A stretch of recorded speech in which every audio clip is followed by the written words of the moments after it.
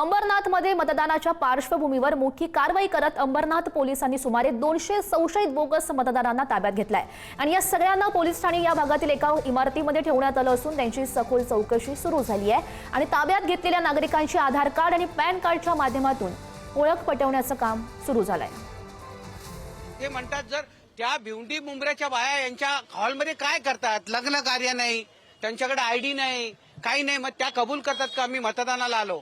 पण इथे हे आता ढोंग आणतायत, आता पकडलं गेलं, हा ज्यांचं षडयंत्र पकडलं गेलं, नाहीतर त्या प्रत्येक बाईला 5 मतदार करायचं त्यांनी आयडी बनवलेलं आहे। प्रत्येक बाईला 5 मतदान करणार होते, म्हणजे 5 वार्डांची हे वाट लावणार होते।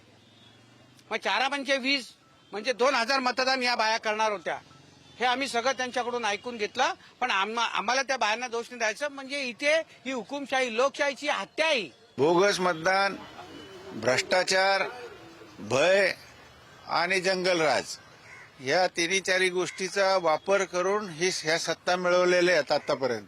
परंतु आता भारतीय जनता पक्ष अगदी कंबर कसून उभी राहिल्यामुळं हे असे प्रकार आता उघडकीस आलेले आहेत। आहे ना, ते हॅबिच्युअल आहेत या सगळ्या गोष्टीसाठी, हे काही नवीन नाही, ते सगळे हॅबिच्युअल आहेत। आमच्याकडे फोटोग्राफ्स आहेत पैसे वाटताना, आणि हे सगळे ह्या गोष्टीसाठी ते हॅबिच्युअल आहेत।